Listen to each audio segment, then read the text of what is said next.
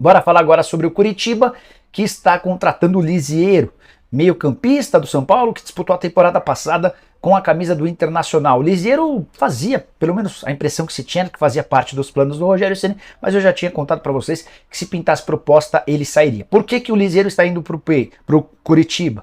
Para que o São Paulo consiga repatriar o Natan, lateral direito formado em Cotia, que estava emprestado ao Coritiba até o fim do campeonato estadual, ou seja, até o fim de abril.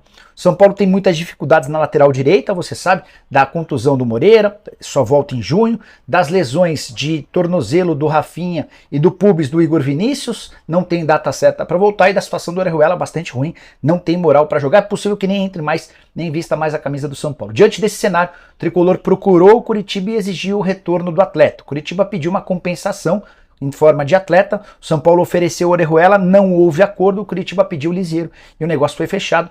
Por falar em São Paulo, queria te atualizar sobre Gabriel Neves, informação exclusiva.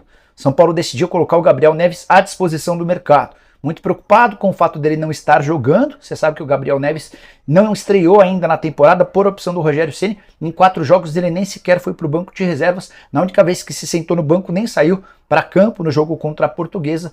Isso tem muito a ver com o limite de estrangeiros. O São Paulo conta com 8 gringos. Um deles acabou se machucando, o Ferrarese, mas nem mesmo assim o Gabriel Neves tem jogado.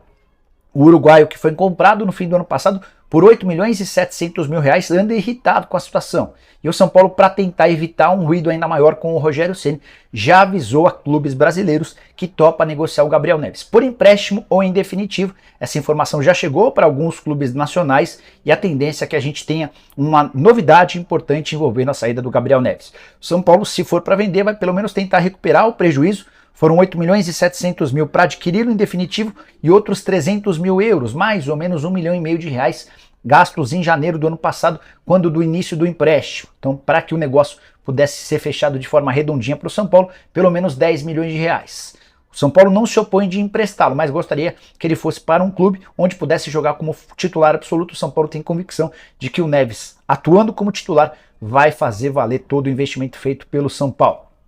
Só para arrematar, o São Paulo talvez não tenha nem o Galopo no confronto desse final de semana. O Galopo, que é um dos artilheiros do time, chegou a marcar 2 gols contra a Portuguesa, já havia feito um gol numa rodada anterior, tem tido também enorme dificuldade em estar em campo por conta do limite de estrangeiros. Qual que vai ser o destino do Orejuela? O Orejuela vai deixar o São Paulo. Ele não fica, não permanece. E aí você faz aquela conta, já é um gringo a menos. Por que o São Paulo retardou essa saída do Orejuela? Por causa da lesão do Rafinha e do Igor Vinícius. Ficou sem espaço. Só que o jogo contra o Corinthians, que o Orejuela foi titular, com um Morumbi com quase 55 mil pessoas, o Rogério Ceni sacou ele no intervalo. Ele não teve, assim, um bom desempenho. Então, assim, ficou muito claro para todo mundo internamente que o Orejuela não tem mais espaço no São Paulo, não tem mais ambiente no São Paulo para permanecer, né? Não conseguiu desempenhar, Morumbi lotado, aquela coisa toda, clássico, jogo importante, ele já era a terceira opção, né? Então, assim, o São Paulo vê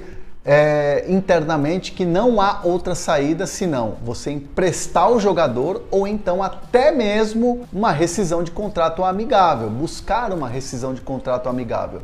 Fato é que o Orejuela não permanece no São Paulo, não vai permanecer no São Paulo. Daqui a pouco você vai ter o Igor Vinícius pronto, você vai ter o Rafinha já retornando, e o São Paulo pediu também ao Coritiba o retorno imediato do Natan, que está por empréstimo. E aí você tem que negociar, claro, você tem que pedir uma autorização para o Coritiba. O São Paulo até, de repente, compensando o Coritiba, de repente colocando algum outro jogador, e inclusive o Natan vindo para o São Paulo, e é uma situação que está encaminhada, o Natan vai ter um aumento salarial, né? Isso o São Paulo vai fazer, vai ter um aumento salarial para o Natan, algo que não é assim astronômico. Nós estamos falando de um jogador que é das categorias de base e estava emprestado, mas com esse retorno, de fato, o São Paulo se vê na obrigação de dar um incentivo financeiro para o jogador, né, já que é uma aposta, e é um jogador que minimamente ele vai ser uma bola de segurança para o São Paulo, caso o São Paulo tenha de novo problemas com Rafinha e com Igor Vinícius, que aconteceu e de fato,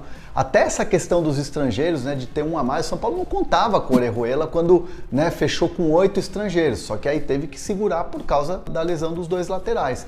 Então o São Paulo vê que o Orejuela já é fim da linha, não mais vai ficar no elenco, não tem condições, é um jogador até que querido dentro do São Paulo, né? Mas é um jogador que não conseguiu performar no São Paulo.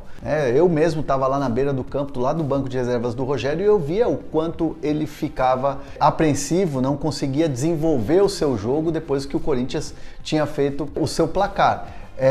E aquele Morumbi todo, né, com aquele ambiente, né, um ambiente carregado de críticas e tudo mais, o Orejuela pegava na bola, era muito difícil ele conseguir concluir a jogada. Então ficou muito claro, né, não só nos bastidores do clube, mas também claro para a torcida que o Orejuela, fim da linha. Então o São Paulo decide que não vai permanecer com o jogador. Ou é empréstimo, ou então busca uma rescisão de contrato amigável com o jogador. Vamos ver quais serão os próximos passos do São Paulo em relação ao Orejuela. E eu quero falar também do Lucas Moura, porque está relacionado ao São Paulo, né? O Lucas Moura até poderia ter trocado de clube na Europa em janeiro agora, mas não foi assim uma opção que o Lucas quis desenvolver, até porque também o Tottenham, você teria que negociar com o Tottenham, meio de temporada na Europa, o Lucas quer pegar um projeto inteiro, então ele houve a possibilidade dele trocar de clube agora em janeiro, mas acabou não acontecendo. Ele vai, como disse, né, como a gente vem noticiando, vai cumprir o seu contrato